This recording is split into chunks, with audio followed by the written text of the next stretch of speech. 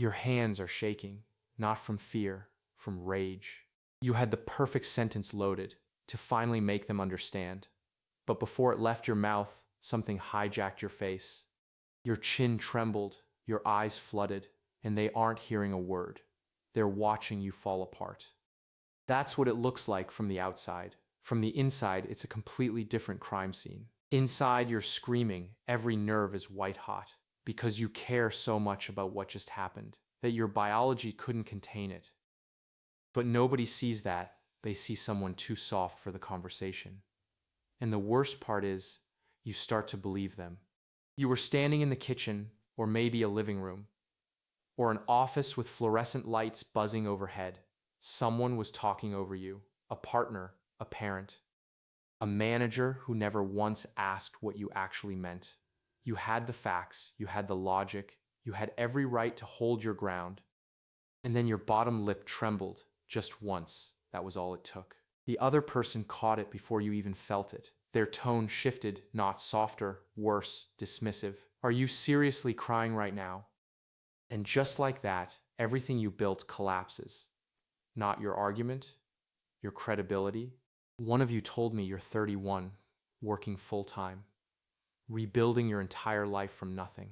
And you still cry the second someone refuses to hear you.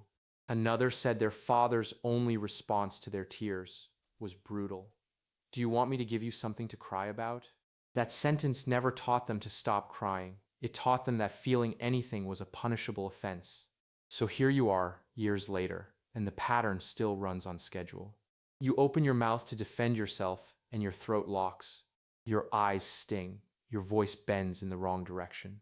And the person across from you decides in that fraction of a second that you are the fragile one, when the truth is you were the only person who cared enough to overheat. And the worst part isn't even the argument itself, it's the drive home. The silence afterward, replaying every word you said and choked on. You keep thinking, if I could have just held it together for 30 more seconds, then maybe they would have actually heard me. But they didn't hear you, they saw the tears and decided the conversation was over. They saw moisture on your face and translated it as surrender. Here's what nobody in that room understood, including you. Your nervous system wasn't folding, it was doing something ancient and brilliant. Somewhere deep in your biology, there's a guard standing watch. A guard that's been there since before language existed. This guard doesn't care about your quarterly review or your relationship argument. It reads one signal, threat level rising. And when that signal crosses a line, it doesn't ask your permission. It pulls a lever. Tears hit your face before you even register what happened. Those tears aren't just water and frustration. Researchers found they carry a chemical message, an odorless signal, that actually lowers testosterone and dials down aggression in whoever is standing across from you. Your body wasn't waving a white flag, it was deploying a biological ceasefire. It was saying to the other person, on a level neither of you could detect. It was telling them to stand down. And every single time you felt ashamed of that moment, every time you locked yourself in a bathroom stall, or bit the inside of your cheek until it bled trying to stop it, you were punishing yourself for a system that was trying to keep you safe. There are people watching this right now who rehearse arguments in the shower, just to practice not crying. People who avoid confrontation entirely, because they know what their body will do the second their voice rises. That isn't weakness living inside you. That's a nervous system running so hot with investment and caring, with a refusal to be dishonest that it trips its own circuit breaker. Your body chose protection over pride, and it's been doing that your whole life. Drop a comment and tell me, what's the one argument where the tears came and completely stole your words? Now here's the part nobody told you. Your nervous system has a design flaw, and you can use it against itself.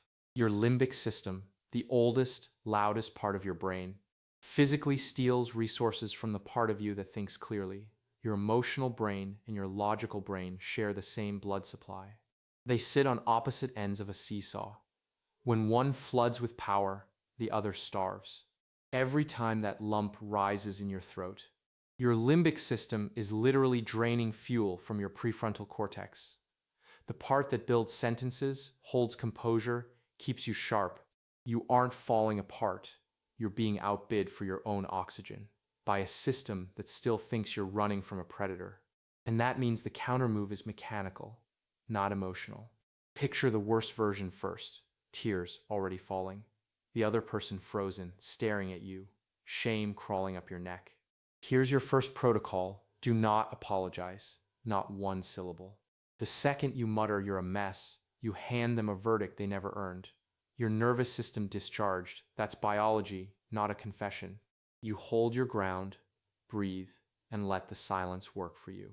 Now rewind 30 seconds, voice cracking, walls closing in. This is where you deploy the tactical reset. 5 words: I'm going to grab water. Walk away, take one slow sip. What nobody tells you is that swallowing physically forces the muscle to release. The muscle at the back of your throat that locks up to produce the sob. One sip resets it. Shake your hands at your sides to flush the adrenaline. 60 seconds and you walk back into that room on your terms. On your terms, not your amygdala's. Earlier still, when the flood is building but you're mid-sentence, you need to hijack your own brain.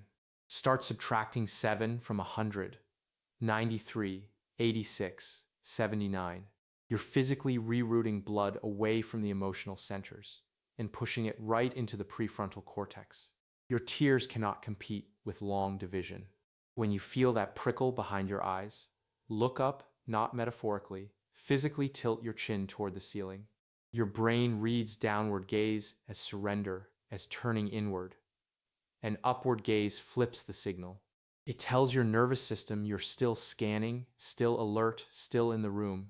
If the math fails, anchor yourself in the physical room.